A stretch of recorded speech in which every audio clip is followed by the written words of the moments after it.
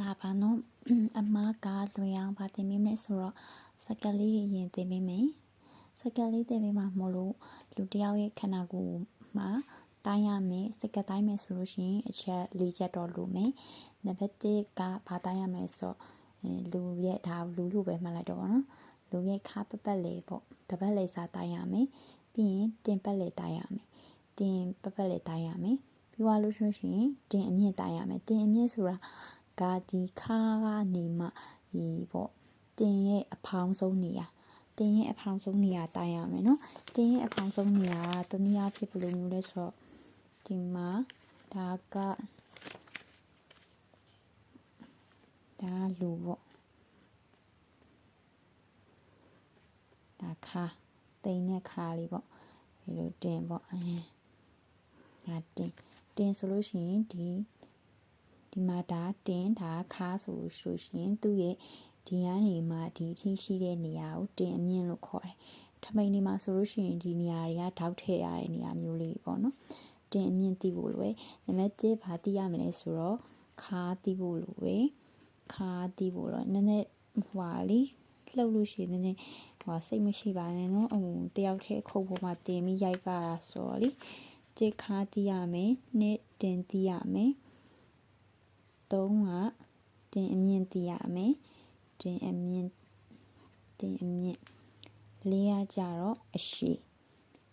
သိရမယ်နော်အရှိသိရမယ်ပြီးတော့ခါကိုဆိုလို့ရှိရင်အမားတို့က waist လို့ခေါ်မယ်waist လို့ခေါ်မယ် W ပေါ့တိုခေါက်ကလေးလည်းသိအောင်ကြိုးစားပေးနော် W လို့ခေါ်မယ်တင်ကိုကြတော့ hip လို့ခေါ်မယ် HIP hip သူကပေါင်းပြီးလိုက်မယ်နော် WIST waist လို့ခေါ်မယ် W hip ကတင်က HIP hip တင်တိုးကောက်က H လို့ခေါ်မယ်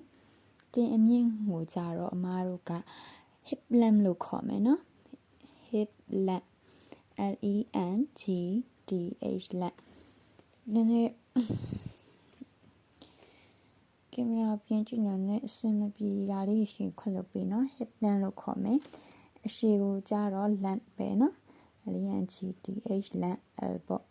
hip length ဆိုရင် HP နော် HP sorry တေချာလေးပြန်ရေးမယ်နော်အဲ့ရောနံပါတ်1အနေနဲ့ဗာသိရမလဲဆိုရင်ခါသိရမယ်ခါ W နော်အမဒီမှာလက်မရောစင်တီမီတာရောပြောပေးပါမယ်နော်နောက်ပိုင်းကြာလို့ရှိရင်တော့အမလက်မနဲ့စင်တီမီတာနဲ့ကိုယ့်ဟာကိုညှိပြီးတော့လုပ်ပေါ့နော်နှစ်တင်သိရမယ် sorry တင် hip နော်3 HL 4ရကြတော့ lap ဟုတ်ပြီဒီမှာဆိုလို့ရှိရင်ကိုကခန္ဓာကိုယ်ပတ်လေတွေတိုင်းထားတာရှိမယ်နော်ဥမာခါဆိုလို့ရှိရင်เนาะအမားကခါပတ်လေကိုဒါလက်မနဲ့ပြောပြပါမယ်เนาะလက်မနဲ့ပြောပြပါမယ်ခါဆိုမှ24ရှိမယ်24တင်ဆိုလို့ရှိရင်32ရှိမယ်တင်32ရှိမယ်တင်အမြင့်က8လက်မရှိမယ်เนาะတင်အမြင့်အခုပြောပြနေတာလက်မเนาะအရှိကိုကြတော့အမခဏထားမယ်အရှိကိုခဏထားပေးမယ်เนาะဒါကလက်မဒါစင်တီမီတာနဲ့ပေါ့နော်စင်တီမီတာနဲ့တက်ကအမားရဲ့ခါကိုစင်တီမီတာနဲ့နောက်ကြလို့ရှိရင်တော့ဟိုစင်တီမီတာလေးနဲ့ပြောပြပါမယ်ကိုကလက်မနဲ့စင်တီမီတာနဲ့အရင်မကွာအောင်နော်ဟိုအားအကြောင်းမလို့ဟိုဟာနည်းနည်းကိုဟာကိုချိန်ပြီးတော့လိုက်ကြည့်လို့ရမယ်နော်ခါကအမားကစင်တီမီတာနဲ့ဆိုရင်64စင်တီမီတာရှိမယ်တင်က81စင်တီမီတာရှိမယ်3တင်အမြင့်က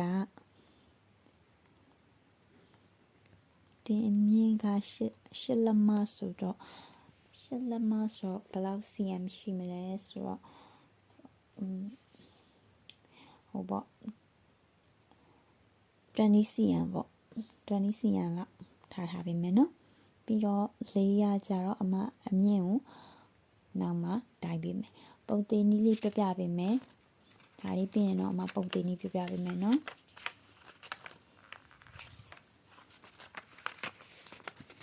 သူ့ကိုတီးဖို့အတွက်ကစကတ်ချုပ်မယ်ဆိုလို့ရှိရင်ဗာတီးရစကတ်ချုပ်မယ်ဆိုလို့ရှိရင်ဗာလဲဆိုတော့ပုံသေးနည်းရှိမယ်နော်တဲ့ခါကိုစားမယ်ဘာနဲ့စားမယ်ဆိုတော့လေခန္ဓာကိုယ်မှာသူ့ကိုလူတယောက်ကိုခန္ဓာကိုယ်ဒီလိုလေးချမ်းချလိုက်မယ်ရှေ့မှာဆိုလို့ရှိရင်ဒီလိုကရှေ့နဲ့နောက်နဲ့မှာလူလေးချမ်းချပြီးမှတော့သူ့ကိုတစိမ့်စာပေါ့တချမ်းမဟုတ်တစိမ့်စာပဲယူပြီးတော့ပတ်တန်းဆွဲရမှာမဟုတ်လို့နော်ခါအစာလီပြီးသွားလို့ရှိရင်ခါကိုလက်မသမားတွေကကြတော့အမကူဟိုခါအစာလီအပေါင်းတလက်မခွဲ1.4ပေါ့နော်4လက်မပေါင်းပြီနော်ဒါကဘာလဲဆိုတော့ဒေါက်စာနော်ဆိုလို့ရှိရင်ဥမာ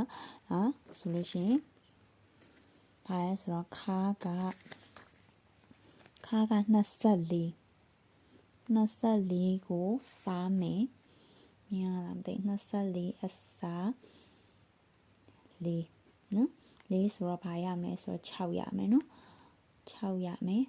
စားကြည့်လိုက်တော့မှဒီဘက်မှာကြည့်ပြီးခါရဲစားတာပြီးတာမြန်ခါအစား4ဆိုတော့6ရမယ်အပေါင်းဘာပေါင်းမလဲဆိုတော့1.4လက်မဒေါက်စာပေါင်းမယ်နော်အဲ့ဒါဆိုလို့ရှိရင်9.4လက်မရမယ်ဒါခါအဖြစ်ဒါဆိုရင် W ပါဆွဲရမယ်ပထမဆိုရင်9.4နှစ်အမှန်တော့လေဒီလိုထက်ဟိုနည်းနည်းရှင်းလေးခါအစားလေးအပေါင်းဒေါက်စာတလက်မခွဲအဲ့လိုဆိုရပြီနော်ပုံတင်နည်းရှင်းလေးပဲဒီမှာခါအစားလေးအပေါင်း1.4မြင်ရချင်း question mark ထုတ်လိုက်ရပြီဒီမှာခြာစားပြရင်လို့ဒါရှုပ်တယ်ထင်တာတင်ရကြတော့မရဲ့တင်အစားတင်ကိုဘာနဲ့စားမလဲဆိုတော့4နဲ့ပဲစားမယ်နော်ဘယ်လောက်လဲဆိုတင်ရဘယ်လောက်လဲဆိုမှ32ကိုစားမယ်4နဲ့စားတော့8ပေါ့နော်8လက်မနော်အဲ့ရောအမရဲ့အဖြေကတင်ရ8လက်မနော်တင်ရ8လက်မဒီနှစ်ခုကဒါပုံတင်ကြီးနော်ပုံတင်ကြီးအမကိန်းကနန်းနေတက်ထားတာကိုကမမှတ်မိဘူးဆိုလို့ရှင်ဘာလေးပဲလောက်ထားမလဲဆိုတော့ခါအစာလေးအပေါင်း1.4လက်မနော်4လက်မညီများချင်း question mark အဲ့မှာကိုကဒီပုံသေးလေးထဲမှာဒါလေးကြည့်ပြီးတော့ကိုကထည့်တွက်လိုက်အောင်မယ်ဟုတ်ပြီနော်ဒီဟာပဲပြန်ရှင်းပြပေးထားတာတချို့လေးတွေကနားမလည်မှဆိုလို့ပါနော်နှစ်ကကြတော့ဥမာတင်အစာလေးနော်မတို့ဒီမှာစက္ကန့်မှာဆိုလို့ရှိရင်တင်အမြင့်ကိုဘာမှလုပ်စရာမလိုနော်တင်အမြင့်ကဥမာ8လက်မရှိတယ်ခဏထားလိုက်နော်နောက်ပြီးကြတော့လမ်းပေါ့4ရကြတော့အရှိကကြတော့ကိုလိုချင်တဲ့အရှိပေါ်မှာမူတည်ပြီးတော့ကစားသွားမှာနော်အဲ့တော့အရှိကိုခဏထားမယ်ဒါကလက်မနဲ့ပုံသေးနေစင်တီမီတာနဲ့ပုံသေးနေဆိုရင်ဥမာဒီမှာလဲ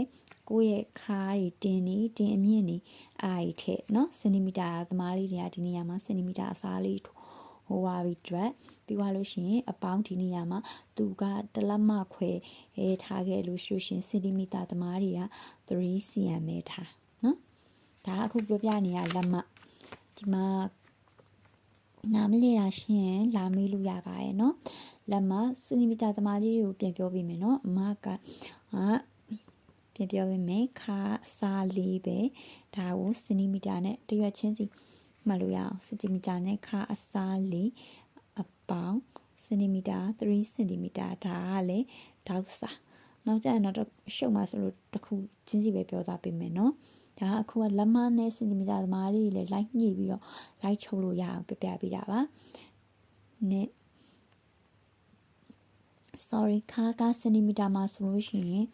အမကခါကစင်တီမီတာမှာဆို64စင်တီမီတာရမယ်ခါက64သူ့နေရာမှာအစားသွင်းအောင်မယ်64အစား4အပေါင်း3စင်တီမီတာ64ကိုစားလိုက်တာ4နဲ့စားလိုက်တော့16ရမယ်နော်16အပေါင်း3စင်တီမီတာအားနဲ့ဆိုရင်19စင်တီမီတာရမယ်အဲ့တော့ခါရဲ့အဖြေက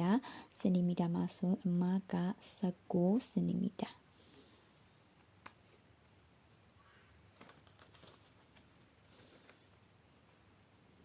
နဲ့တင်မှာဆိုလို့ရှိရင်အမက81စင်တီမီတာရှိရယ် sorry တင်အစားလေးပဲเนาะတင်ကဘာမှလုပ်စရာမလိုတင်အစားလေးပဲဆိုတင်က81စင်တီမီတာမှာစားလိုက်တယ်၄နဲ့စားတဲ့အခါကျတော့ဘယ်လောက်ရလဲဆိုတော့အမက20.25ရမယ်အခုကြည့်နေတဲ့တင်ကျင်တဲ့သူတွေကကိုယ့်ရဲ့ဟိုခါလေးတွေတင်လေးတွေနဲ့ထည့်ပြီးတော့เนาะတွက်လို့ရတယ်အဲ့တော့တင်အဖြေက h လို့ပဲမှတ်မယ်เนาะ20.25ရတယ်ဟုတ်ပြီအဲဆိုရင်သူ့ရဲ့ပုံသင်ကြီးကအမှန်တော့မခတ်ဘူးเนาะလက်မနဲ့စင်တီမီတာကြီးပြောသွားအစားတချို့လေးတွေကမသိမှဆိုလို့အစားထိုးပြီးတော့ပြောသွားတဲ့အတွက်ကြောင့်ဟိုစင်တီမီတာမှာဆိုလို့ရှိရင်သူတို့ကျန်တာလေးနဲ့စားတာတွေတူတယ်3စင်တီမီတာပဲပြောင်းသွားတာပဲရှိတယ်เนาะတက်က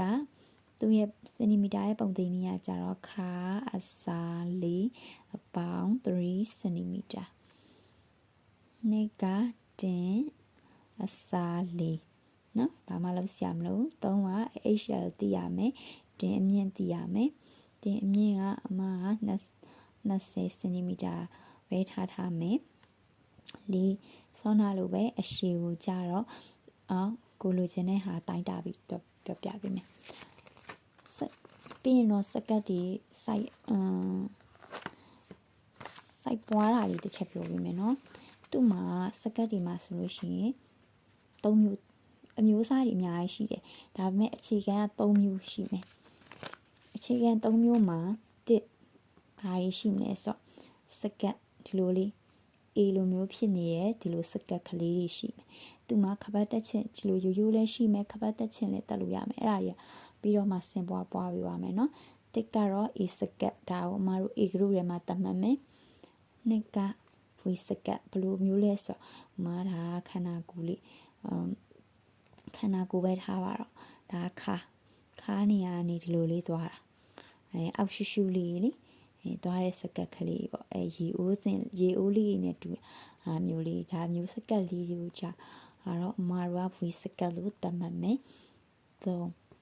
8စကတ်ကြာပါဆိုတော့ဒီမှာခါဆိုလို့ရှိရင်ဒီလိုလေးတင်ရနေမှဒီလိုလေးသွားတာလေးတွေကို8စကတ်လို့တတ်မှတ်မယ်နော်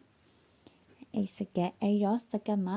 အခြေခံအားဖြင့်တော့ဒီ3မျိုးပေါ့အမကတော့3မျိုးလို့ပဲမှတ်ထားတယ်J A နဲ့ V 3 8စကတ်နော်